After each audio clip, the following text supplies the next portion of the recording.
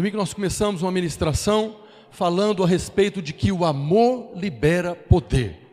É o amor de Deus que faz com que nós possamos experimentar o poder de Deus. Tendo a revelação do quanto nós somos amados, que nós podemos experimentar do poder de Deus na nossa vida, na nossa célula, no nosso trabalho. O poder de Deus já foi liberado sobre as nossas vidas. Mas o que eu estou ministrando, comecei domingo passado e queremos concluir hoje, é exatamente para trazermos a revelação do que a palavra de Deus fala a respeito dessa direção. Primeiro, eu sei que eu sou amado. E porque eu sei que eu sou amado, que eu tenho experiências com o amor de Deus, então também agora eu terei experiências com o poder de Deus. O poder de Deus, irmãos, é muito além dos dons do Espírito Santo. O poder de Deus, a gente estava louvando aqui, e eu meditando e orando para o Senhor, para que nós sejamos tomados desse poder, e onde nós estivermos, o amor de Deus revelado em nós possa constranger as pessoas. Pastor Wagner fez uma oração aqui para que nós possamos tomar essa cidade, para que essa cidade tenha um ambiente espiritual mudado.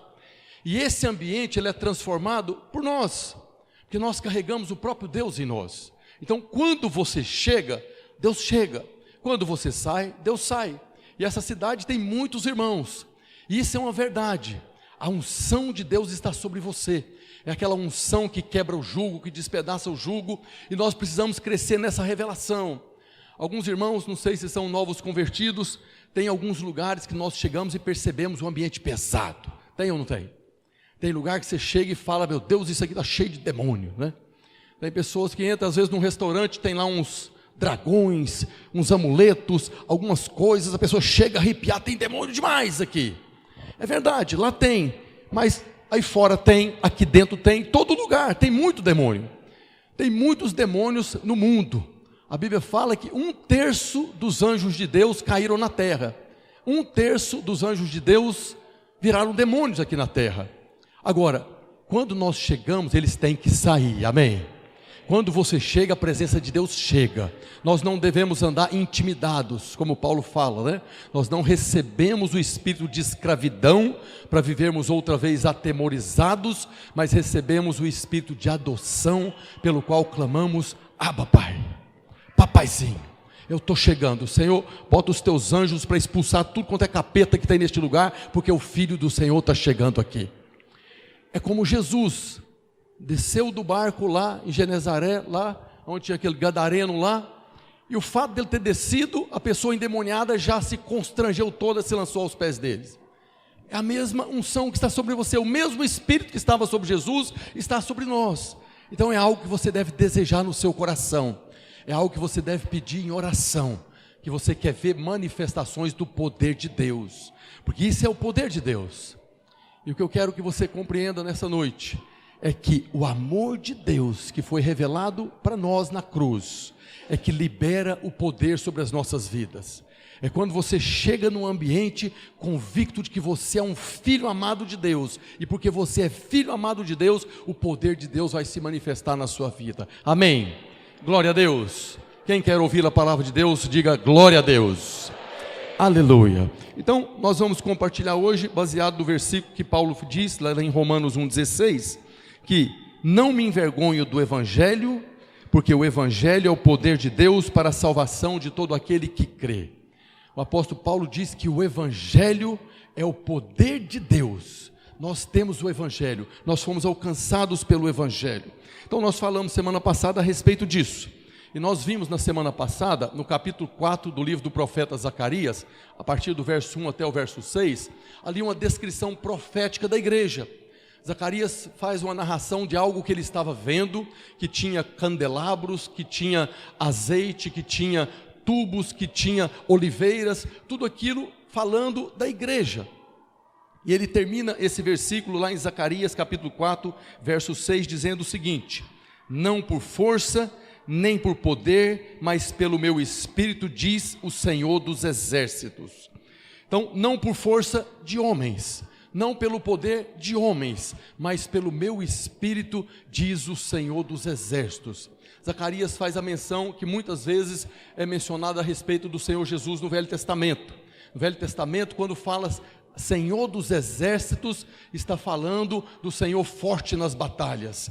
Ele está mencionando sobre Jesus. Quem é que declarou no Novo Testamento que ia edificar a sua igreja e as portas do inferno não prevaleceriam? Foi o próprio Jesus.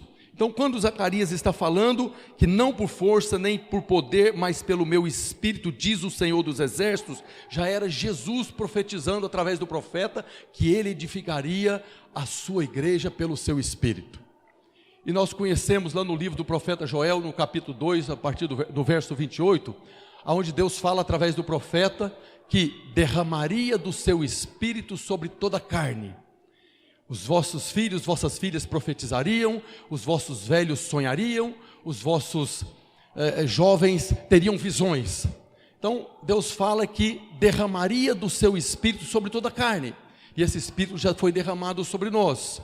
E eles, depois que recebessem desse espírito, do derramamento do Espírito Santo, então fluiriam no poder de Deus. Isso é Joel que está falando, e acontecerá depois que derramarei do meu espírito sobre toda a carne. Toda a carne que recebesse do Espírito, profetizariam, sonhariam e teriam visões. Tudo isso o sobrenatural de Deus.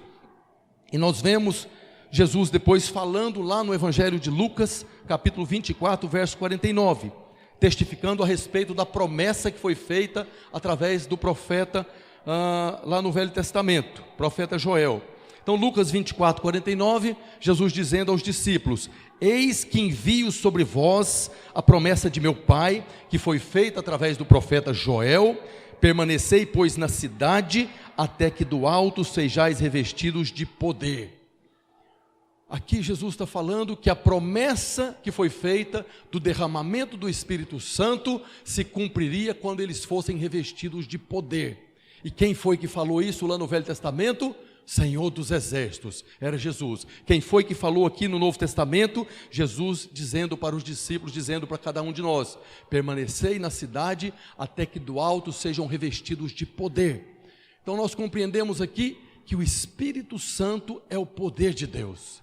Mas não apenas isso, Paulo está falando que o Evangelho é o poder de Deus. Percebe como todas as coisas estão interligadas?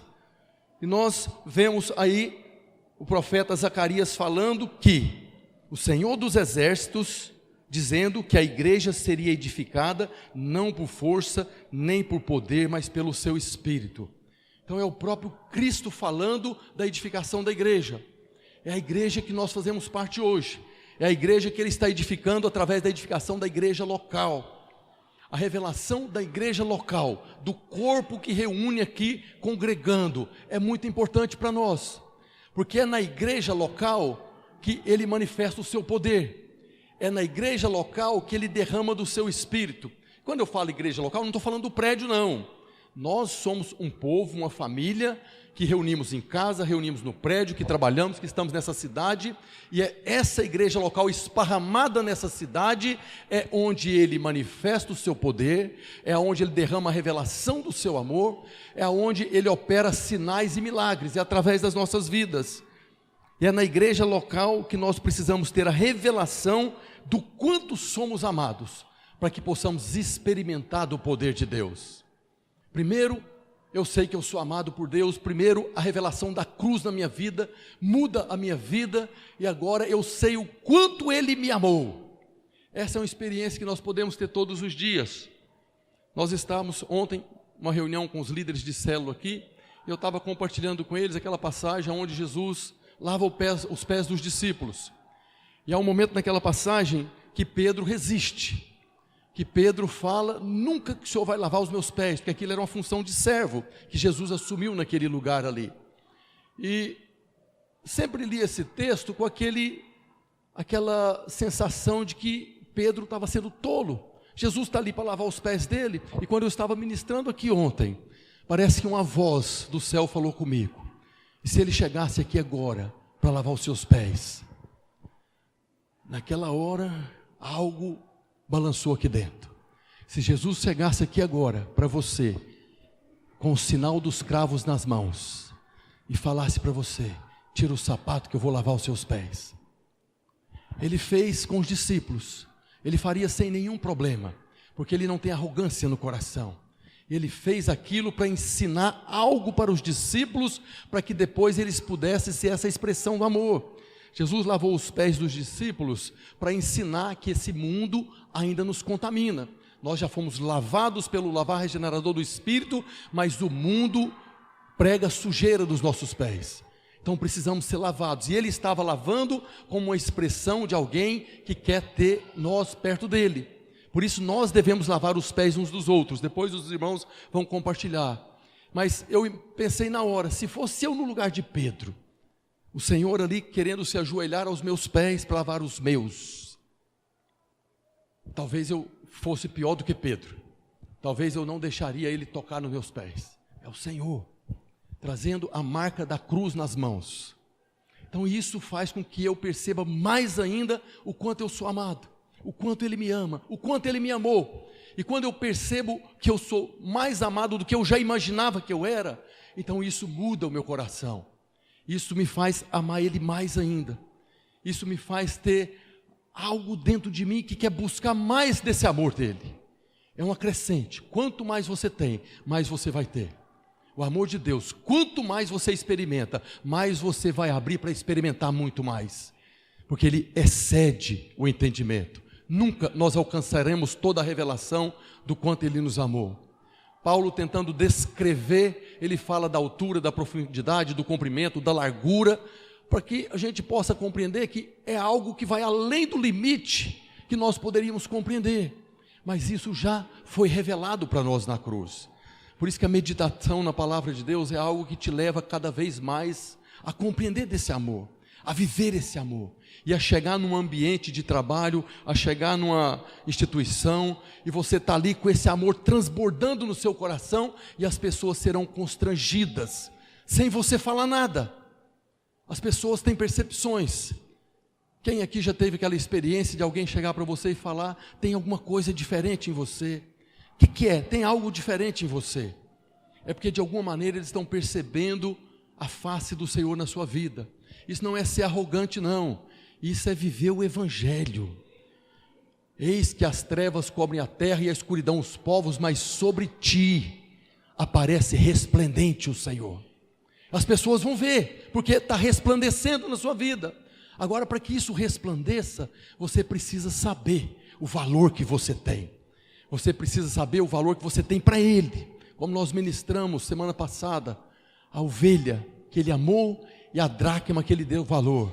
E aí sim, isso vai resplandecer através da sua vida e as pessoas serão constrangidas.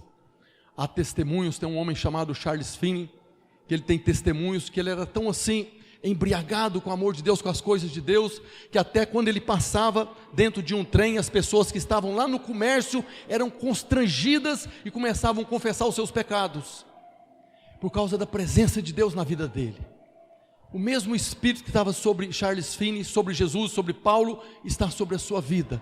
E nós devemos desejar profundamente ser essa expressão do amor de Deus e ser a expressão do poder de Deus, para que as pessoas possam ter as cadeias quebradas e experimentar desse amor e desse poder também.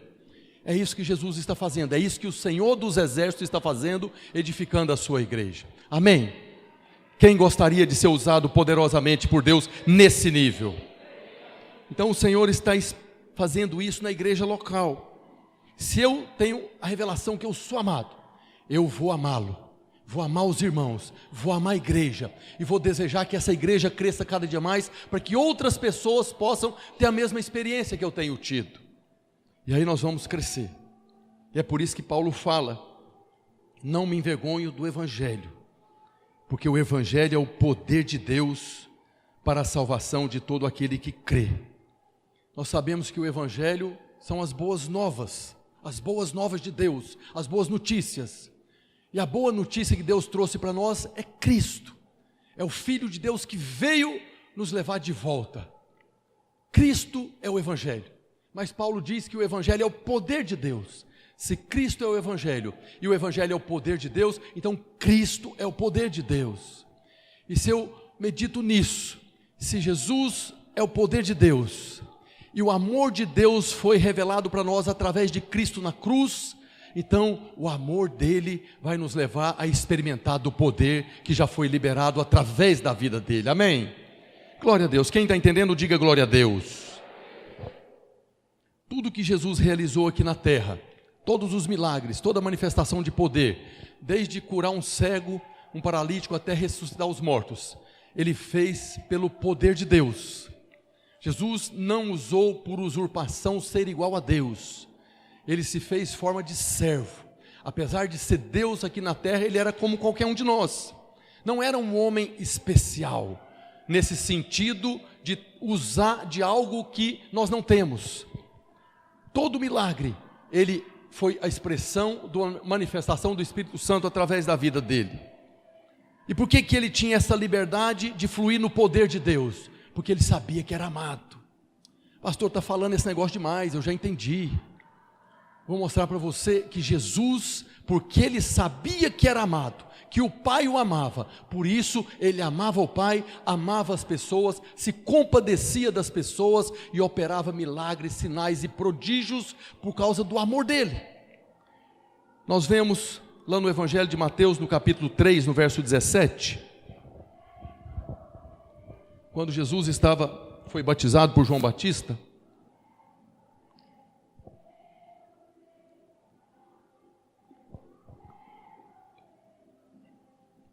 Jesus foi batizado, e quando ele saiu das águas, a Bíblia diz que o Espírito veio sobre ele em forma de corpórea de pomba, e uma voz bradou dos céus: este é o meu Filho amado, em quem eu tenho todo o meu prazer.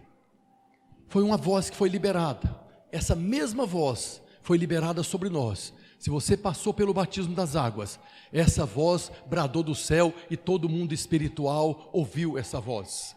Agora, Lucas 4, falando dessa passagem, diz o seguinte, Lucas capítulo 4, verso 1, que depois que Jesus foi batizado, Jesus, cheio do Espírito Santo, voltou do Jordão, onde ele foi batizado, e foi guiado pelo mesmo Espírito no deserto. Depois, no capítulo 4, no verso 13, coloca capítulo 4, verso 13 de Lucas: passadas que foram as tentações de toda sorte, né? Como se é sorte ser tentado, né? Podia ser azar, né? Passada que foram todas as tentações, apartou-se dele o diabo até o momento oportuno. Nós vamos falar ainda nessa mensagem o momento que o diabo volta. Então Jesus, no poder do Espírito, regressou para a Galileia. Jesus foi batizado. Uma voz falou: este é o meu Filho amado, em quem eu me comprazo. E os irmãos sabem qual foi a primeira tentação lá no deserto? Qual foi a primeira tentação do diabo? Se é filho de Deus, como ele falou, transforma essa pedra em pão. O diabo ocultou, porque Deus falou: este é o meu Filho amado. Quando Deus falou a seu respeito, ele falou: este é o meu Filho amado. O diabo chegou questionando: se é filho de Deus apenas, como ele disse, transforma essas pedras em pães. E qual foi a resposta de Jesus? Nem só de pão viverá o homem, mas de toda palavra que sai da boca de Deus. E a palavra que ele me disse é que eu sou o Filho amado. Eu não preciso provar nada para ninguém. Ele falou, eu acredito, aleluia. E aí Jesus acreditou nessa verdade.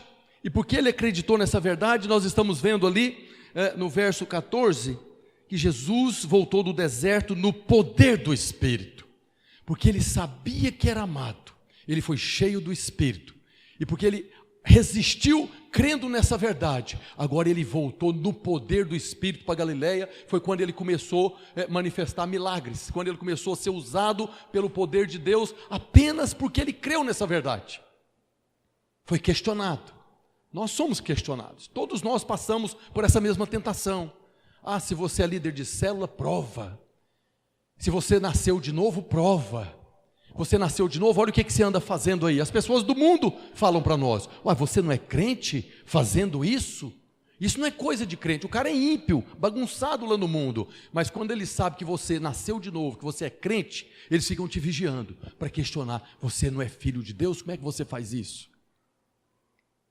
Eu não preciso provar nada para ninguém, apenas ele disse que eu sou filho amado e eu sou filho amado. A partir daí eu começo a fluir no poder de Deus, porque o amor libera o poder. É o amor de Deus que vai liberar o poder através das nossas vidas. Então, ao ouvir a voz que dizia que ele era amado, ele creu, foi cheio do Espírito, e depois que venceu o diabo, venceu as tentações, ele voltou mais fortalecido no poder do Espírito. E aqui nós podemos compreender porque algumas pessoas não são batizadas no Espírito Santo, ou já foram batizadas e não conseguem orar em outras línguas, ou ter nenhuma percepção de dons, porque ainda não compreenderam que foi dado o Espírito para você por amor. Deus não te deu o Espírito Santo, não derramou o Espírito, como Joel fala, para você ser um empregado. Ele deu o seu Espírito, Ele mesmo veio habitar em você por causa do amor. Foi porque Ele te amou de tal maneira que Ele colocou Ele mesmo morando dentro de você. Esse Espírito Santo que foi derramado no nosso coração, o amor dele que é derramado, é o selo, a garantia de que nós temos que Jesus vai voltar e vai nos levar. Amém? É esse amor que foi liberado, que fez com que o próprio Deus viesse habitar dentro de nós. E esse Deus que veio habitar dentro de nós, por causa do amor dele, é o poder que vai fluir através da sua vida. É o poder que fluiu através de Jesus, através dos apóstolos, e é o poder que vai fluir através da nossa vida também, para a edificação do corpo de Cristo. Olha o que Jesus fala lá em João 5, verso 19 e 20. Evangelho de João, capítulo 5, 19 e 20 diz: Então lhes falou Jesus, fazendo essa afirmação, que tudo que ele fez foi porque o Pai falou para ele fazer. Em verdade vos digo, que o Filho nada pode fazer de si mesmo, senão somente aquilo que vir fazer o Pai. Porque tudo que este fizer, tudo que o Pai fizer, o Filho também semelhantemente faz. É Jesus falando: eu não usei da minha glória, eu abri mão da minha glória, eu não me revelei como Deus, mas apenas como servo. E olha o que ele diz aqui no verso 20: porque o Pai ama o Filho, lhe mostra tudo o que faz, e maiores obras do que estas lhe mostrará, para que vocês maravilheis. O que Jesus está falando? Porque o Pai ama o Filho, porque eu sou amado do Pai, então Ele está manifestando através da minha vida essas obras. Isso aqui é aquele momento que os discípulos ficaram impressionados com um milagre que Jesus está chamando de pequeno, né? Não existe milagre pequeno, né? Milagre, é sobrenatural, mas Jesus está falando: vocês estão impressionados com isso? Imagina quando realmente eu fizer milagres. E Ele está falando, porque o Pai ama o Filho, Ele vai fazer maiores obras para que vocês fiquem maravilhados. Não é ficar maravilhados com a obra, não. É ficar maravilhado quanto o Pai ama o Filho. O que Ele está dizendo? Porque o Pai ama o Filho, lhe mostra tudo que faz, e maiores obras do que esta lhes mostrará, para que vocês fiquem maravilhados o tamanho do amor que Ele tem por mim, que nós falamos na semana passada. Ele era aquilo que o Pai tinha como todo o seu prazer, o maior amor do Pai era Ele, e Ele trocou Jesus por você. Então você pega a quantidade do amor de Deus que Jesus está falando aqui, porque o Pai me ama. Então esse amor com que o Pai tinha por Jesus se revelou muito maior por você, porque Ele abriu mão do Filho. Estava aqui na hora do louvor também, Deus vai trazendo alguns versículos, né? A Bíblia fala que ao Pai agradou moê-lo. Lá na cruz Jesus foi moído, foi traspassado, foi destruído. E a Bíblia fala que o Pai teve prazer em moê-lo por sua causa. Mas aí o Espírito Santo traz no coração também: Jesus se agradou ser moído por sua causa. Ao Pai agradou moê-lo, e Ele agradou ser moído, ser traspassado, ser ferido por sua causa. Esse amor que as Escrituras, que o Evangelho nos revelam, nos leva a compreender por que o Evangelho é o poder de Deus, porque ele tem o poder de mudar a sua vida. O Evangelho revela esse amor, e esse amor faz com que agora eu possa cumprir o primeiro mandamento, que é amar Ele desse nível. Como é que pode alguém? Eu sempre lia esse texto e eu já ficava constrangido. Ao Pai agradou moer o Filho por minha causa. Eu sei de onde eu vim, eu sei onde eu vivi, eu sei quem eu era. E ao Pai agradou moer Jesus por minha causa. E pior ainda, Jesus se agradou ser moído se esse amor não constrange você, se esse amor não leva você a perceber o valor que você tem, o valor que foi imputado a você, você precisa ter uma experiência.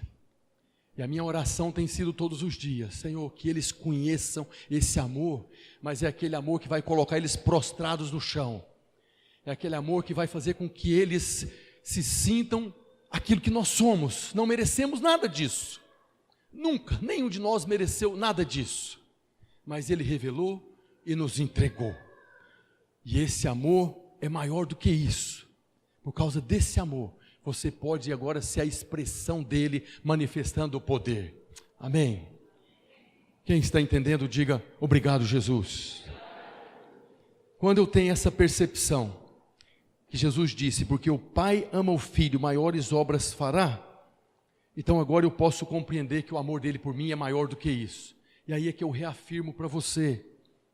Paulo diz que nós precisamos conhecer o amor de Cristo. Ele fala isso lá em Efésios 3,19. E conhecer o amor de Cristo que excede todo o entendimento.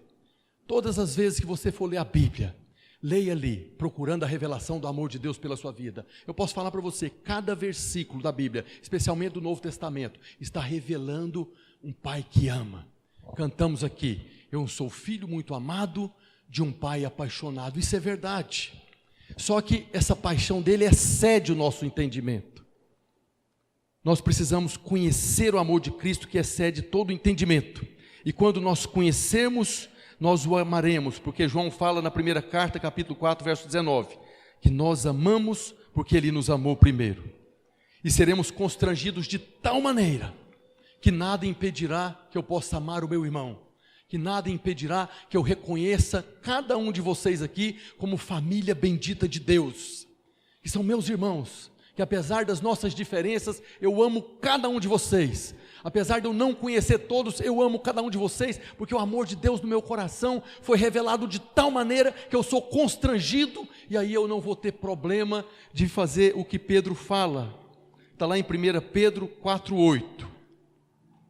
Pedro fala, 1 Pedro 4,8.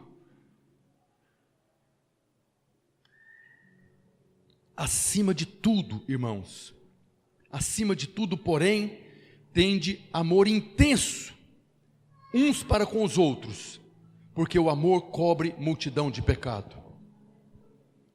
Os nossos pecados eram multidão de pecados. Os nossos pecados eram muitos, mas esse amor foi tão grande que cobriu. E agora eu posso ter esse amor intenso. Essa palavra intenso que está em Pedro lá, eu fui ver o significado, é um amor contínuo. Não é um amor que é muito grande apenas. Além de ser muito grande uns com os outros, é um amor contínuo, que não acaba. Não é porque o irmão pisou na bola comigo, não é porque o irmão falhou comigo que esse amor vai acabar. Porque esse é um amor contínuo, um amor intenso. E esse amor não é o meu amor. É o amor que Ele derramou no meu coração, é o amor que Ele revelou no meu coração, é o amor que me leva a ser constrangido e não colocar nenhuma condição para amar o meu irmão, até chegar ao ponto que eu vou poder olhar para o meu inimigo, para o ladrão, para aquela pessoa que me fez mal, e falar para ele: eu amo você, eu quero te ajudar, o que eu posso fazer para a sua vida ser mudada? É o amor que nos constrange. Jesus disse que porque o Pai ama o Filho, maiores obras mostraria através dele, para que nós compreendêssemos esse amor. E ele está falando de maiores obras, mas ele falou a nosso respeito. O Evangelho de João, capítulo 14, verso 12. Jesus falando agora a nosso respeito: em verdade vos digo, que aquele que crê em mim, fará também as obras que eu faço, e outras maiores fará, porque eu vou para junto do Pai. Aquele que crê em mim, que o Pai fez maiores obras através da minha vida, porque Ele me amava, e Ele me amava muito, mas Ele amou mais você. Se você crê nisso, maiores obras o meu Pai vai fazer através da sua vida. Aquele que crê em mim, fará maiores obras do que eu fiz. E nós sabemos que as obras que Ele fez foi muito grande. Já falei para os irmãos que as obras grandes que Jesus fez, não foi dar visão ao cego, isso é milagre, poder de Deus, levantar o paralítico, Mas a maior obra que Ele realizou aqui na terra foi proporcionar redenção para cada um de nós. Se nós podemos, pelo poder de Deus, pela revelação do amor de Deus, produzir obras maiores do que essa, nós seremos o canal para a salvação de muitas pessoas. Assim como Ele promoveu a nossa salvação, uma obra tremenda, ninguém poderia fazer, apenas Ele. Deus vai nos usar para que outras pessoas sejam salvas também e conheçam esse amor. Aquele que crê em mim, no meu amor, maiores obras fará, e eu vou para junto do meu Pai. E nos deixou essa promessa. Essa é uma promessa dele. Se você crê em mim, se você crê no meu amor, se você conhecer o meu amor, maiores obras o meu Pai fará através da sua vida, porque eu vou para junto do Pai. Essa é uma promessa, e Ele já foi para junto do Pai, Ele já subiu, e nós temos falado que essas promessas, cada uma delas, são frutos da graça de Deus sobre a nossa vida, e essa graça nos foi concedida através do quê? Do amor de Deus. Fala comigo, as promessas são frutos da graça. Mais alto, as promessas são fruto da graça, e a graça me foi concedida por causa do amor de Deus. Nós temos aqui a revelação do amor, e nós temos uma promessa, que o poder de Deus será manifesto através da nossa vida. Nós experimentaremos desse poder, e nós manifestaremos esse poder nessa cidade, para que o ambiente espiritual seja transformado. Porque Ele nos amou. Porque o Pai ama o Filho, maiores obras mostrará. Como é que nós podemos fazer isso? Conhecendo esse amor, crendo na graça e tomando posse da promessa. O Senhor falou, e aquela confissão da palavra, o Senhor falou que se eu conhecesse, se eu crescesse nesse amor, o Senhor realizaria maiores obras. O Senhor me salvou, eu quero ser um canal para a salvação do meu pai, da minha mãe, da minha família. Eu quero o seu canal, o Senhor falou na sua palavra, eu quero ser esse canal. Eu quero ver essa obra maior ainda. Eu quero ver essa cidade, não essa cidade, as pessoas dessa cidade se dobrando diante do Senhor nesse tempo. A Bíblia fala que todo joelho se dobrará, todos, nenhum ficará sem se dobrar. Mas muitos estão se dobrando, como nós dobramos o nosso joelho nessa época de salvação. Mas muitos se dobrarão depois que passou o tempo. Muitos se dobrarão e proclamarão: Ele é o Senhor, mas agora já estão debaixo de condenação. Esse é o tempo da nossa oportunidade, de conhecermos, experimentarmos e manifestarmos o amor e o poder de Deus, para que as pessoas possam conhecer o que nós temos. Para que as pessoas possam chegar lá em 1 Coríntios e falar: agora os meus olhos viram, os meus ouvidos ouviram, aquele que nunca tinha percebido antes, o meu coração experimentou algo que eu nunca imaginei que existisse, que é a experiência do amor de Deus. Você pode falar isso. Eu sei que muitos irmãos leem esse texto esperando ainda, né? Escatologicamente é uma profecia, né? Que nem olhos viram, nem ouvidos ouviram, nunca penetrou em coração humano aquilo que Deus tem preparado. Porque tem preparado, então nós esperamos. E é verdade que tem muito mais coisas que nós veremos ainda nessa vida e depois na eternidade. Tem muito mais coisas que os nossos olhos verão, os nossos ouvidos ouvirão e o nosso coração experimentar. Mas Paulo está fazendo menção de um texto que foi profetizado por Isaías. Quando Paulo faz essa narração na carta aos Coríntios, ele está falando: mas Deus nos revelou pelo Espírito. A nós já foi revelado algo que os nossos olhos não tinham visto, os nossos ouvidos não tinham ouvido, o nosso coração nunca tinha experimentado. Nós já podemos falar: isso aqui já é verdade na minha vida. Eu sei que Deus tem muito mais, mas isso aqui eu já vi, já ouvi e já experimentei no meu coração. Tudo isso Deus revelando para nós o seu amor. Tudo isso Deus, a palavra de Deus em cada versículo está mostrando esse coração desse pai apaixonado, que quer que os seus filhos sejam abençoados. E quando eu duvido desse amor, quando em alguma circunstância da minha vida eu permito aquela dúvida, ouvi essa semana aqui em Manaus: eu acho que Deus esqueceu de mim. Uma pessoa nasceu de novo, mas por causa de circunstâncias terríveis que aconteceu na vida dela. Realmente é algo assim que eu não consigo imaginar a situação. Eu acho que Deus esqueceu de mim. Não esqueceu. Não esqueceu. Tem coisas que nós não explicamos. Tem coisa que nós não vamos saber aqui nessa vida. Mas Ele não esqueceu. E Ele revela isso no Evangelho. As Escrituras mostram o tempo todo que é um pai apaixonado que não esqueceu. Ele conhece cada um dos seus filhos, chama pelo nome. Cada um deles tem um nome escrito na mão, não esqueceu. Tem uma aliança firmada com o sangue de Jesus, não esqueceu. Talvez você está aqui hoje. Talvez você está aqui hoje porque você acha que Deus esqueceu de você e você veio aqui procurar Ele. Queria que você fechasse os seus olhos agora. Todos. Se você veio aqui hoje buscando talvez a misericórdia de Deus, talvez o perdão de Deus, porque você quer ser aceito de novo, o Senhor sai correndo na sua direção, independente do que tenha acontecido na sua vida.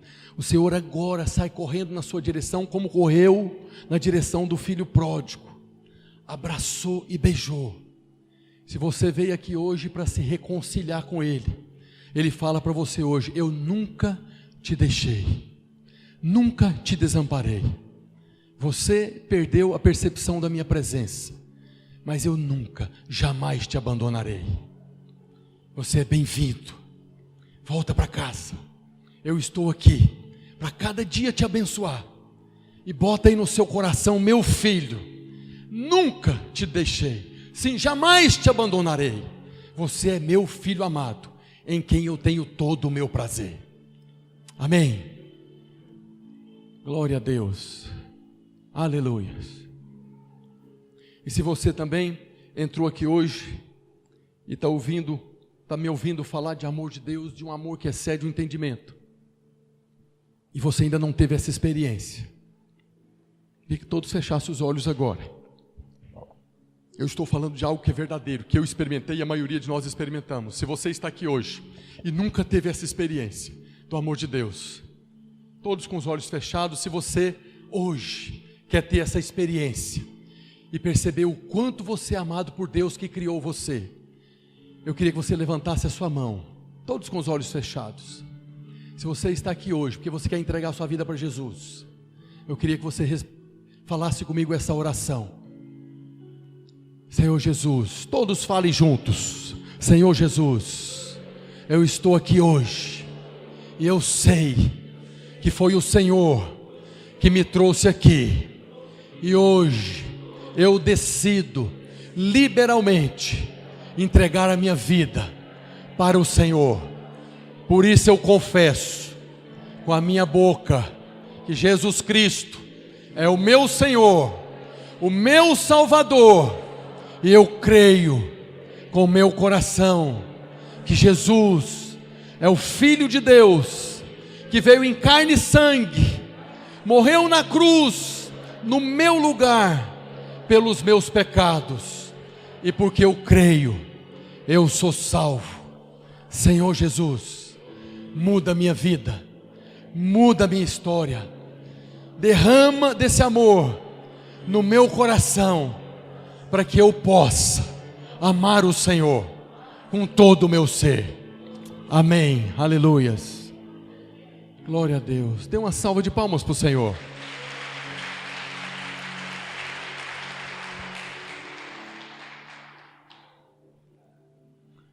Eu quero começar a ministrar para você aqui agora. Na semana passada eu terminei a ministração lendo para você uma história que eu li num livro, tempos atrás, de um irmão que fez uma ilustração para apresentar o amor de Deus, a grandeza de Deus, a criação de Deus. Quem estava aqui domingo passado? Levanta a mão. Aquilo é uma história que o irmão escreveu. Se você é um teólogo de carteirinha, mas isso não está escrito na Bíblia. Pois é, mas você pode contemplar com os olhos dos anjos, aqueles anjos que estiveram presentes em cada momento da redenção, e eles estavam ali compartilhando.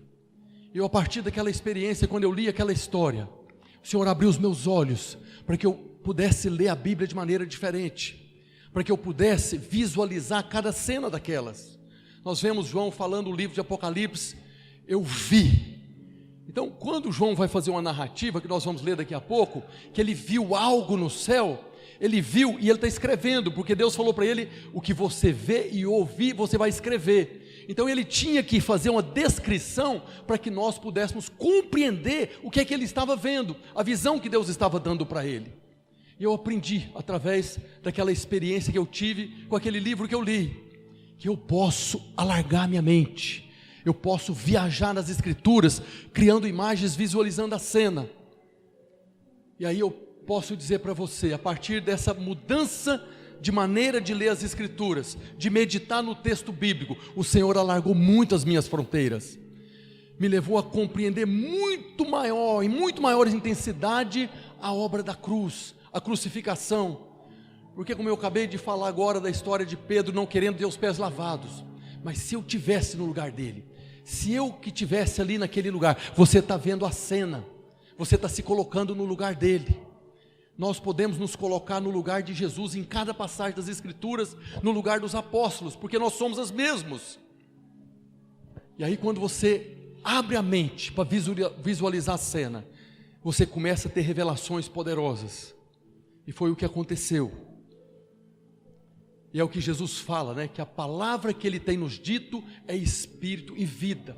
E quando você tem esse rema de Deus, essa revelação de Deus, você recebe mais vida, você recebe mais poder, você desfruta muito, de uma medida muito maior do amor de Deus, porque agora você está visualizando, você está participando da cena.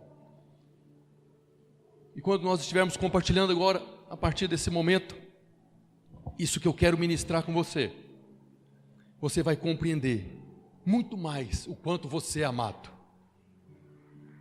Porque esse amor não apenas cobre multidão de pecados, é esse amor que cura, que liberta, que restaura, é esse amor que muda a nossa história, e que Deus vai estar revelando para você a partir de agora, é exatamente esse amor. Olha o que os apóstolos oraram lá no livro de Atos, no capítulo 4, a partir do verso 29, quando Deus fez o primeiro milagre através dos apóstolos, eles foram presos, espancaram e soltaram eles da cadeia, falando, nunca mais abra a boca para falar desse Nazareno. E eles reuniram como igreja, congregados, e fizeram essa oração, Atos capítulo 4, verso 29 e 30. É uma oração que eles estavam fazendo. Agora, Senhor, olha para as suas ameaças, e concede aos teus servos, que anunciem com toda a intrepidez a tua palavra, enquanto estendes a mão, para fazer curas, sinais e prodígios, por intermédio do nome do teu santo servo Jesus. A oração que eles fizeram, Senhor, concede aos teus servos, lá na célula, concede ao teu servo aqui no culto, concede aos teus servos, que anunciem com toda a intrepidez a sua palavra, enquanto eu estiver anunciando com intrepidez a tua palavra, estende a mão, para fazer cura, sinais e prodígios, por meio do nome do teu santo servo Jesus. Jesus hoje está glorificado, mas ainda é servo. Jesus hoje já está glorificado, aquela visão lá de Apocalipse, com os olhos como chamas de fogo, mas ele ainda é servo, que está operando milagre de salvação, de restauração, de libertação. E eu quero orar nessa hora, para que o Senhor possa fazer exatamente isso. Feche os seus olhos. Pai, no nome de Jesus, nós como igreja oramos hoje, porque cremos que a tua palavra, o teu evangelho é o poder do Senhor, para a salvação de todo aquele que crê, não apenas a salvação da condenação eterna, mas a salvação de tudo aquilo que nós necessitamos de sermos salvos. Necessitamos, Senhor, de tantas coisas que têm nos prendido, necessitamos de cura, necessitamos de libertação, necessitamos de provisão financeira, necessitamos de restauração da nossa família, necessitamos, Senhor, de salvação dos nossos filhos, dos nossos familiares. Por isso eu oro, Senhor, como os apóstolos oraram, concede que eu anuncie com toda a intrepidez a tua palavra, enquanto o Senhor estende a tua mão sobre os irmãos, para fazer curas, sinais e prodígios, por intermédio do nome do teu santo servo Jesus, nessa noite. Amém. Diga amém. Glória a Deus. Certa vez eu estava meditando no texto de Apocalipse, capítulo 5, verso 11. Coloca, por favor. Apocalipse 5, verso 11 e 12, é a visão que João teve em um determinado momento. Vi e ouvi uma voz de muitos anjos ao redor do trono, dos seres viventes e dos anciãos, cujo número era de milhões e milhares de milhares, proclamando em grande voz: digno é o Cordeiro que foi morto de receber o poder e riqueza e sabedoria e força e honra e glória e louvor. Digno é o Cordeiro que foi morto. João teve uma visão, e ele está ali comissionado de escrever de tal maneira que nós possamos compreender a visão que ele teve lá. Então, meditando nesse texto, e Deus foi acrescentando luz, e eu falei para vocês que eu pude compreender de uma maneira muito mais poderosa aquele momento do Getsemane, aquele momento da crucificação. E eu pude entender o que é que Jesus fala no Evangelho de João para a mulher samaritana: mas vem a hora, e já chegou, em que os verdadeiros adoradores adorarão o Pai em espírito e em verdade. Glória a Deus que nós somos uma igreja de adoradores. Nós temos ministros de louvor, de adoração, que têm nos conduzido a entrar no Santo dos Santos, como nós cantamos aqui hoje. Leva à sala do trono a tua presença, quero ver tua face.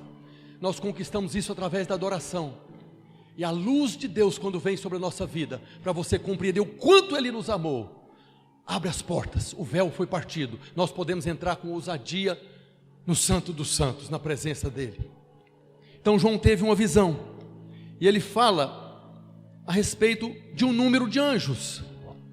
Ele teve uma visão que ele descreveu como milhões, milhares de milhares.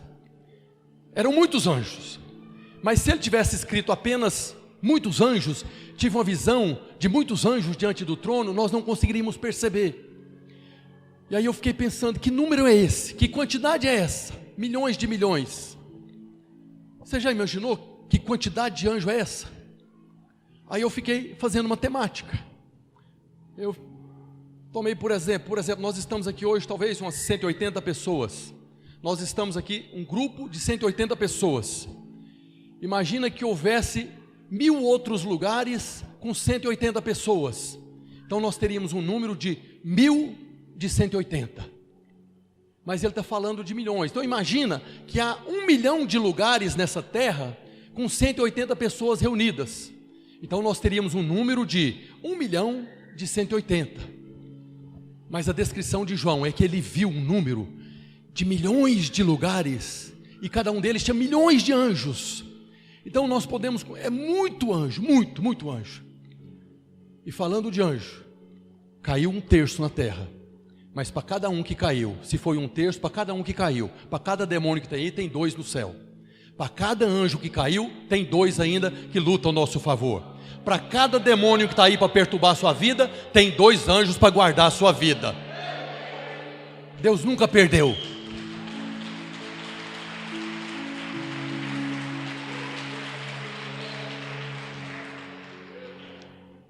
Às vezes nós pensamos que Deus esqueceu, que Deus não deu conta, bateu o carro, né? O anjo não deu conta de segurar. Nós não sabemos muitas coisas, por que acontece, mas Ele nunca perdeu.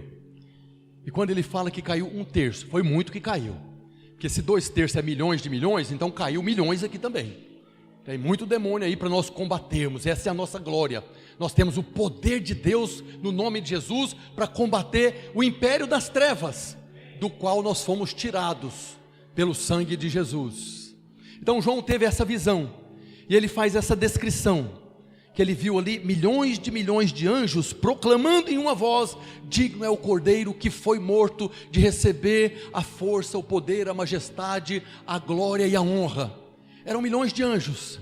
Eu sempre ficava imaginando que esses milhões de anjos, que são os exércitos de Deus, estavam em formação, aquela formação militar, um anjo atrás do outro ali, proclamando uníssono, uma voz: digno é o Cordeiro que foi morto. Mas depois que eu meditei nisso que eu vou falar para você, eu compreendi que não havia formação nenhuma.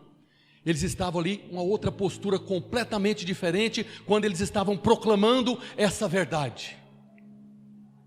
eu estava meditando nisso, quando o Senhor me trouxe o Salmo 91, no verso 11. Lá nós vimos milhões de anjos proclamando: digno é o Cordeiro que foi morto. Mas o Salmo 91, no verso 11 diz: porque aos teus anjos dará ordem a teu respeito, para que te guardem todos os teus caminhos. O Salmo 91, 11 fala que aos teus anjos dará ordem para que te guardem em todos os teus caminhos. Nós normalmente tomamos esse versículo para nós: que habita no esconderijo do Altíssimo e descansa à sombra do Onipotente. Isso é para nós. Agora, nós nunca entramos no esconderijo do Altíssimo, mas nós estamos no esconderijo do Altíssimo, porque quem entrou no esconderijo do Altíssimo foi Jesus, e nós fomos colocados nele. Quando você vê lá na tentação do deserto também, o diabo chega para Jesus e fala esse versículo: está escrito, aos teus anjos dará ordem para que te guarde. Pode pular, eles vão segurar você. Esse salmo está falando de Jesus. Então não é para nós? Claro que é para nós, nós estamos nele. Ah, pastor, mas você não sabe o que eu ando fazendo por aí. Você está nele, nada vai te separar do amor de Cristo. Então, se Ele está no esconderijo do Altíssimo, você também está no esconderijo do Altíssimo. Você não tem que fazer força para entrar no esconderijo do Altíssimo. Você só tem que saber que você é amado e você foi colocado em Cristo pelas águas do batismo. E se Ele está, você está também. Glória a Deus. Você está lá com Ele. Então esse versículo está falando que aos teus anjos dará ordem para guardar Jesus em todos os seus caminhos. E a luz veio, e aí eu compreendi alguns versículos que não fazia muito sentido. Olha o que está escrito no Evangelho de Lucas, no capítulo 4, no verso 28. Aqui é uma passagem estranha. Se você não compreender isso que eu vou falar para você, parece que tem uma falha aqui. Olha o que está escrito: todos na sinagoga, ouvindo estas coisas, Lucas 4, 28, todos na sinagoga, ouvindo estas coisas, se encheram de ira, e levantando-se, expulsaram-no da cidade, expulsaram Jesus, e o levaram até o cimo do monte, sobre o qual estava edificada, para de lá o precipitarem abaixo. Jesus, porém, passando por entre eles, retirou-se. Você já teve algum momento lendo a Bíblia que você ficou assim, como? Como que ele se retirou? A cena aqui, ela aconteceu depois que Jesus voltou para Nazaré e chegou na sinagoga, abriu o livro do profeta Isaías e leu: o Espírito do seu Deus está sobre mim, pelo que eu fui ungido para pregar boas novas aos quebrantados. Enviou-me a curar os quebrantados de coração, a proclamar libertação aos cativos, a pôr em liberdade os algemados e a pregoar o ano aceitável do Senhor. Jesus fechou o livro, colocou de lado e as pessoas ficaram ali.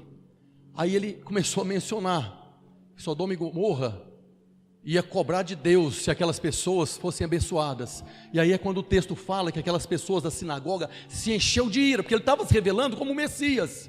Se encheu de ira. Uma sinagoga na cidade de Nazaré, que é uma cidade pequena, devia ter ali 50, 60 pessoas. E essas 50, 60 pessoas se encheu de ira. O texto fala que agarraram Jesus, arrastaram ele para fora da cidade, levaram para a beira de um abismo para jogar ele lá de cima, para matar ele. Mas aí o texto fala: Jesus, passando por entre eles, foi embora. Por que você acha que aconteceu isso? Porque aos teus anjos dará ordem para te guardem todos os teus caminhos. Quem estava ali que protegeu Jesus foi os anjos. Pastor, como é que é isso? Lembra daquela passagem de Eliseu dormindo na casa que eu tenho mencionado para os irmãos? Que o moço que estava com ele levantou e tinha um exército de inimigos lá fora, pronto para matar Eliseu. E Eliseu dormindo. E o moço veio gritando desesperado: Senhor, Senhor, vão nos matar. Eliseu só falou: Senhor, abra os olhos dele para que ele veja que muito mais são os que são por nós do que os que são contra nós. E o que aconteceu? Os anjos tocaram naquele exército, todos ficaram cegos. E só depois que Eliseu levou aquele exército todinho de gente cega, foi que o próprio Eliseu, no poder de Deus, liberou a visão para eles. Então nessa cena aqui, eu não sei o que foi que os anjos fizeram lá, mas de alguma maneira paralisou aquelas pessoas. Já viu aqueles filmes que de repente a imagem fica congelada e uma pessoa só andando no meio dos outros? Eu fico imaginando a cena, eu posso imaginar. Eu não estou sendo um herético de imaginar que aquele povo estava para jogar Jesus no buraco e de repente parou. Jesus saiu, limpou, arrumou a roupa e passou entre eles e foi embora. E aí quando o anjo soltou lá, eles ficam, cadê ele? Nesse cidadão há poder. Como é que pode um negócio desse? Porque aos teus anjos dará ordem para que te guardem em todos os teus caminhos. Aleluia! Então nós compreendemos que os anjos estavam ali guardando Jesus. E aí nós vamos agora para a passagem do Getsêmani. Evangelho de João, capítulo 18, verso 3. Tendo, pois, Judas recebido a escolta de pessoas para prender Jesus, dos principais sacerdotes e dos fariseus, alguns guardas, chegou a este lugar Getsêmani, com lanternas, tochas e armas, porretes, paus, correntes. Sabendo, pois, Jesus todas as coisas que sobre ele haviam de vir, adiantou-se e perguntou-lhes: a quem buscais? Responderam-lhe: a Jesus o Nazareno. Então Jesus lhes disse: sou eu. Judas pegou aqueles soldados, aquelas pessoas que pegaram armas, porretes, paus, correntes e foram lá. E quando chegou lá, Jesus já saiu para falar com eles. Quem que vocês estão procurando? Jesus o Nazareno. Jesus falou: sou eu. Correram para trás, caíram de costa. Está escrito no verso seguinte. O verso seguinte diz: quando pois Jesus lhes disse: sou eu, recuaram e caíram por terra. Alguma coisa aconteceu que eles caíram por terra. Eles estavam preparados, eram soldados. Por que eles caíram para trás? Porque aos teus anjos dará ordem para que te guardem em todos os teus caminhos. Ninguém ia tocar nele antes da hora. Por isso que lá naquele versículo, no início, que fala na tentação do deserto, que o diabo deixou ele até momento oportuno. A tentação do deserto, Jesus cheio do Espírito, no poder do Espírito, porque sabia que era amado, venceu o diabo e o diabo deixou ele até momento oportuno. Esse é o momento oportuno, que o diabo voltou com seus demônios agora. A nossa luta não é contra carne e sangue. Jesus não estava enfrentando pessoas. Aquelas pessoas que foram prender ele, ele amou cada uma delas até o fim. Até o fim ele amou aquelas pessoas que prenderam, que bateram, que espancaram. A luta era contra demônios. Então ali estava o diabo com seus demônios, empurrando aqueles soldados para prender Jesus. Era uma guerra espiritual. E nessa mesma passagem, no Evangelho de Mateus, no capítulo 26, verso 53, Mateus acrescenta uma informação que é importante para nós. Evangelho de Mateus, capítulo 26, verso 53.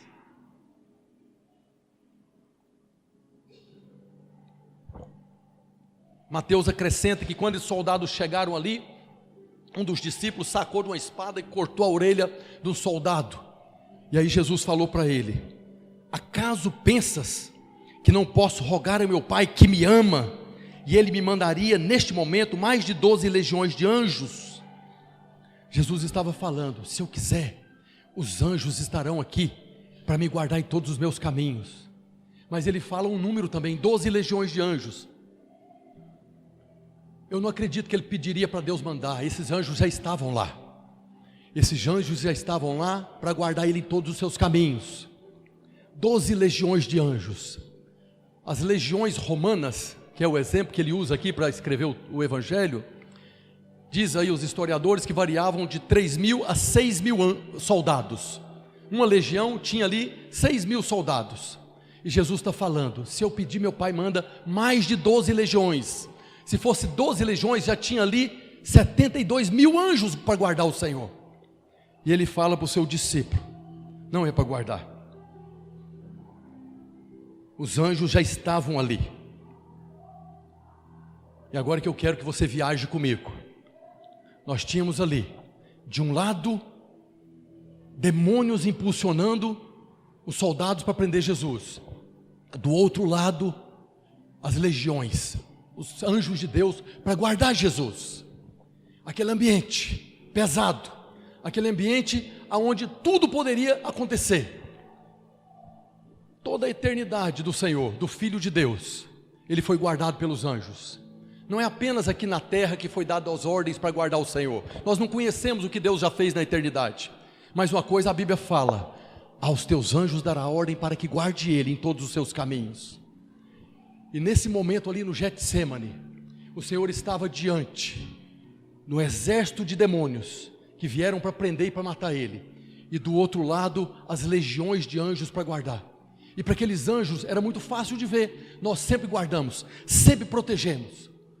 E eu fico imaginando aqueles demônios querendo chegar em Jesus, mas do outro lado os anjos: toca nele para você ver, encosta nele, eu quero partir você no meio. Porque ali estavam os anjos com as espadas de fogo, lanças de fogo, escudos de ouro. É o exército de Deus, o exército que carrega a glória de Deus. E eles estavam ali para guardar Jesus. Abra sua mente, visualize a cena. E eu acrescento: nós sabemos que o príncipe dos exércitos de Deus é Miguel, o arcanjo Miguel. Nós conhecemos a história de Daniel. Daniel orou ao Senhor, e desde o primeiro dia que ele orou, Deus liberou a bênção. Mas a bênção não chegou porque houve a resistência nas regiões celestiais. Principados de demônios estavam lhe resistindo. Quem foi que Deus mandou para abrir o caminho? O arcanjo Miguel, o general dos exércitos de Deus. Foi lá, abriu o caminho, Gabriel entregou a mensagem. Aqui, esse general estava lá à frente. Os exércitos de Deus certamente é como os exércitos de Israel. Tinha os capitães de 1000, os capitães de 500, os capitães de 100. Então eu fico imaginando que existe uma hierarquia nesse exército de Deus. E normalmente não precisava ir todo o contingente para proteger Jesus. Aquela passagem da sinagoga, umas 50, 60 pessoas, talvez ali 20 anjos já dominou a parada toda. Então não precisava do general participar daquela batalha. Quem já foi militar sabe, há batalhas menores. Quando o povo invadiu a terra, quando o povo entrou na terra de Canaã, há batalhas que eles pegavam parte do exército e mandavam. Então eu fico imaginando que nessa missão, o Deus Pai Todo-Poderoso comissionou: Miguel, eu quero que você vá lá. Leva 12 legiões de anjos, que se o meu filho pedir, você resolve a parada. E quando Miguel veio pensando, deve ser algo grande, deve ser algo muito difícil, porque ele está mandando que eu vá. Então ele estava ali à frente das legiões, para guardar. Mas eu fico imaginando, só esses demônios aí, qualquer capitão de 1000 aqui, daria conta dessa parada. Capitão de 100 daria conta dessa parada. Devia ter ali quantas pessoas? 20, 30 soldados para prender Jesus. E devia ter ali 12 legiões de anjos. E o arcanjo Miguel pensando: por que eu vim aqui? Tão simples isso. E os demônios estão ali para atacar Jesus, e os soldados do outro lado preparados para defender. E o arcanjo Miguel na frente, já com a mão levantada, pronto para liberar a ordem, esperando a ordem, que aos teus anjos dará ordem. E diante daquele ambiente de tensão, de repente o general congela, parado na frente das legiões, porque a ordem veio, mas não foi para guardar, foi para deixar. Pela primeira vez na eternidade do Senhor, a ordem não foi para guardar, foi para deixar. E aí você pode imaginar a posição do general à frente das legiões, prontas para atacar. Naquele momento ele entendeu: por que eu vim? Eu não vim para guardar, eu vim para tirar as legiões daqui, porque eles não vão sair. Foi necessário que eu viesse, para que eles obedecessem e saíssem daqui. E o general está ali adiante, os anjos preparados, só esperando o comando.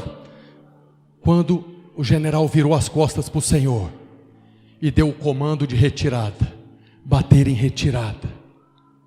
E aí você imagina os anjos ali na frente preparados, pronto para atacar. Agora está falando para virar as costas. Senhor, está errado, é para lá.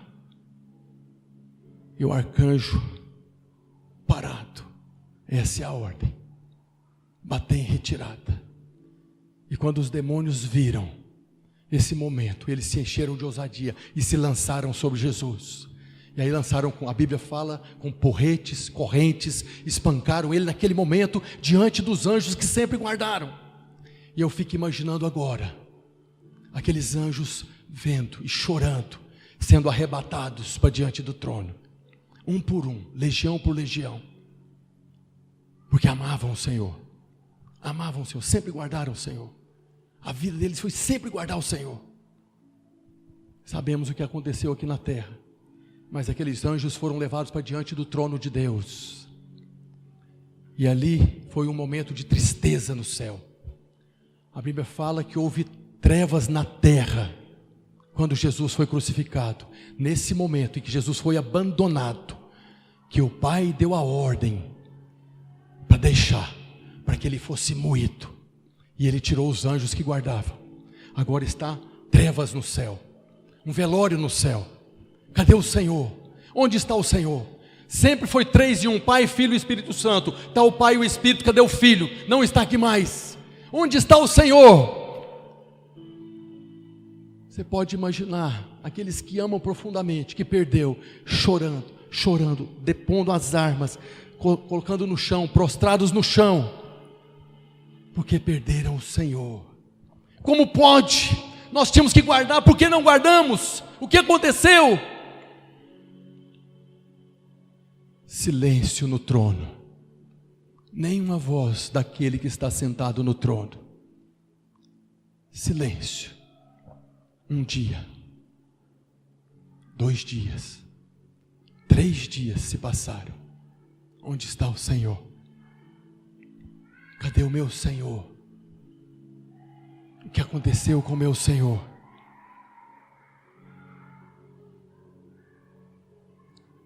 E diante daquele ambiente de tristeza, você pode imaginar apenas alguns gemidos ali diante do trono, quando de repente uma voz ecoa, Salmo 24, verso 7, naquele ambiente de morte, uma voz proclama: levantai, ó portas, as vossas cabeças, levantai, ó portais eternos, para que entre o Rei da Glória. Aleluia!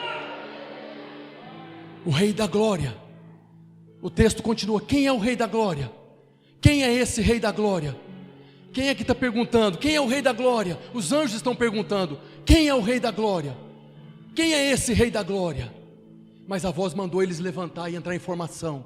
Então eu fico imaginando aqueles milhões de anjos se levantando, pegando as suas armas, se colocando em posição e perguntando: quem é esse Rei da Glória? Rei da Glória. A voz responde como que no mistério. Passa um pouco mais o versículo. Volta lá. Quem é o Rei da Glória?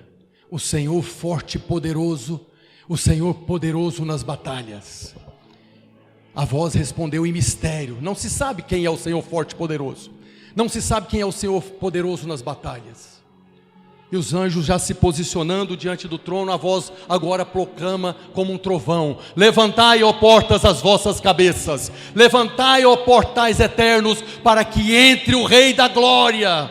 Veio uma voz com autoridade, e agora os anjos já percebendo uma unção, percebendo que algo está acontecendo. Novamente eles perguntam: quem é o Rei da Glória? Quem é esse Rei da Glória? Quem é o Rei da Glória? E corre para um lado e corre para o outro. Quem é o Rei da Glória? E aquele vai havendo um peso de glória diante do trono, até que um pega e fala: é Ele. Será que é Ele? Será que é Ele? E aquele ambiente é tomado. Aí a voz responde: o Senhor dos Exércitos, Ele é o Rei da Glória. Aí nessa hora se revelou, aleluia, aos anjos que estavam em morte. Agora foi revelado: o Rei da Glória que está entrando é o Senhor dos Exércitos, é o Senhor Jesus.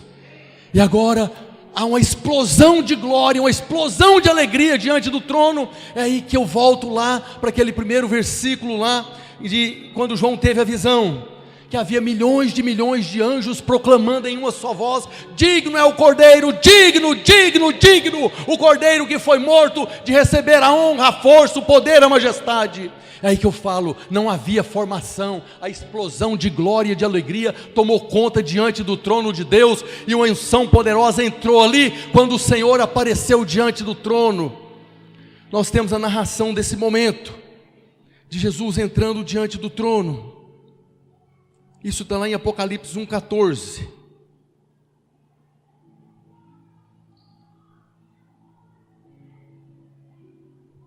Cadê o Apocalipse 1,14? O Senhor chegou ali. A sua cabeça e cabelos eram brancos como alva lã, como neve. Os olhos como chamas de fogo, os seus pés como bronze polido. Essa é a visão que os anjos estavam ali proclamando: digno é o Cordeiro que foi morto. Ele é digno, ele venceu, ele voltou, ele está aqui. E naquele ambiente, aquela explosão de alegria que tomou todo o trono, glória de Deus, fogo de Deus, o trono de Deus entrou em ebulição. Você pode imaginar que daquela glória explodiu para todo o universo. Quando Lúcifer caiu, ele provocou um desequilíbrio em toda a criação. Não foi a redenção que Jesus promoveu, não foi apenas para nos salvar, foi para restaurar a harmonia do universo. Quando Lúcifer caiu, caiu na terra, a terra que foi feita junto com o universo, perfeita, agora estava sem forma e vazia, e havia trevas sobre a face do abismo. Nós fomos colocados aqui para restaurar esse planeta. Nós não conseguimos, mas o Senhor veio e Ele venceu. E quando Ele voltou e apresentou a justiça diante do trono, agora toda a glória de Deus passou a restaurar toda a criação. Toda a criação foi restaurada naquele momento.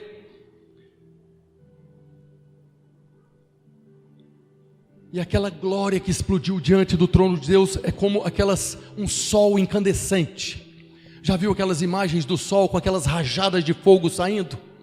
Eu fico visualizando aquele momento poderoso de fogo, porque agora se cumpriu tudo o que havia dito. A criação foi restaurada. E aquela glória saiu varrendo o universo, restaurando toda a criação, tomando galáxias, estrelas, toda a criação sendo colocada em harmonia novamente. Tudo que Deus criou, que foi afetado pela queda de Lúcifer, agora aquela glória saiu do trono de Deus, varrendo o universo, restaurando todas as coisas. E aqui na terra, nesse momento, lá em Israel, lá em Jerusalém, num lugar chamado Cenáculo, havia 120 pessoas, há dias, orando, jejuando, esperando por algo que eles não tinham a menor noção do que seria. Que Jesus disse para eles: permanecei, pois, na cidade, vou enviar a promessa do meu Pai, que foi feita através do profeta Joel. Permanece na cidade, até que do alto seja revestido de poder. E essa glória que veio varrendo o universo, restaurando todas as coisas, chegou aqui no nosso sistema solar, e foi tomando planeta por planeta, até que chegou aqui no planeta Terra. E quando essa glória chegou aqui, que chegou ali em Jerusalém, ela veio como o som de um vento impetuoso, e encheu toda a casa. Línguas como de fogo parou sobre cada um deles, e eles foram cheios desse poder e dessa glória. Quando a justiça foi efetivada diante do trono, foi aí que foi liberado esse poder, essa glória, esse poder que veio restaurando todas as coisas. E aquelas pessoas que estavam ali sem saber o que ia acontecer, de repente foram tomadas por esse poder e por essa glória, e passaram a falar em outras línguas. Nós sabemos que eles falaram também língua das nações, mas a algazarra foi tão grande que a cidade inteira veio para ouvir. Então, além deles falarem a língua das nações, eu tenho certeza que falaram línguas estranhas que nós também chamamos de língua dos anjos. Quando o Senhor entrou lá diante do trono vitorioso, os anjos começaram a proclamar. Olha que eram milhões de milhões falando a mesma coisa. Se você um dia esteve no estádio aí que tinha ali de 30 mil pessoas para frente, quando tem um lance ali que faz aquele negócio que arrepia todo, porque tem 30 mil pessoas falando. Agora imagina milhões de anjos gritando, o poder dessa voz. E que língua que os anjos estavam falando? Digno é o Cordeiro que foi morto. A língua dos anjos. E é por isso que essa glória que veio varrendo o universo chegou ali, e nós passamos também a falar a língua dos anjos, porque essa glória vem carregada desse louvor, dessa honra, dessa majestade. Oh, irmãos, a palavra de Deus é maravilhosa. cumpriu-se a profecia do profeta Joel, mas cumpriu-se também a profecia de Isaías 6. Isaías 6 fala: do ano da morte do rei Uzias, vi o Senhor assentado sobre um alto e sublime trono. Serafins estavam sobre ele, tinha anjos sobre ele, cada um com 6 asas. Com 2 cobriu o rosto, com 2 cobriu os pés, com 2 voavam e clamavam uns para os outros, dizendo: Santo, Santo, Santo é quem? O Senhor dos exércitos. Senhor dos exércitos era Jesus. Isaías teve a visão de Jesus glorificado. Vi o Senhor assentado sobre um alto e sublime trono, e os anjos estão proclamando: Santo, Santo, Santo é o Senhor dos exércitos, toda a terra está cheia da sua glória. Toda a terra está cheia da sua glória. Isaías viu quando essa glória veio do céu e tomou esse planeta. Isaías teve a visão desse planeta, todo ele tomado dessa glória, desse poder de Deus. E ele foi constrangido por essa glória. Ai de mim, os irmãos sabem. Mas antes disso, os anjos falam, as bases do limiar moveram-se, a voz do que clamava, e a casa encheu de fumaça. A fumaça é a Shekinah, é a glória, é o poder de Deus. Não é quando nós estamos num ambiente de muita unção que se manifesta essa glória. Essa glória já preencheu todo o universo, não é apenas a terra. Esse prédio está cheio dessa glória, a sua casa está cheia dessa glória, o seu trabalho está cheio dessa glória, você está cheio dessa glória, o seu coração está cheio dessa glória. Por isso que ser batizado no Espírito Santo, às vezes nós erramos em pedir, porque nós só temos que entrar. Essa glória que fez com que os irmãos recebessem língua de fogo está aqui neste lugar. E basta você fechar os olhos e entrar nessa glória, essa visão do poder de Deus que veio e encheu toda a terra. E aí nós podemos agora compreender que o nosso louvor, a nossa adoração, ela tem valor diante de Deus, porque Ele nos ama. O nosso amor a Ele, por maior que seja, tem valor porque Ele nos ama, porque Ele é amado de maneira infinita pelos anjos de Deus, aqueles que deram as suas vidas por Ele, que estava toda a eternidade guardando Ele. Então diante do trono Ele já tem amor, Ele já tem honra, já tem glória. Quando a Bíblia fala que Ele está procurando os verdadeiros adoradores, Ele está procurando aquele filhinho pequenininho, que fala: papai, eu te amo, no dia dos pais. É o prazer que tem com o filho. Nós só precisamos olhar para Ele e agradecer: Senhor, eu te agradeço pelo seu poder, porque hoje eu sei que toda a terra está cheia da sua glória. Queria convidar você a ficar de pé. Esse é o momento de você agora ser cheio desse Espírito, mas não é porque Ele virá, é porque já está aqui essa glória. Esse é o momento de você falar: eu estou ouvindo a voz, levantai, ó portas, as vossas cabeças, levantai, ó portais eternos, porque está entrando o Rei da Glória na sua vida, na sua casa, na sua família. Feche os seus olhos, comece a agradecer a Deus.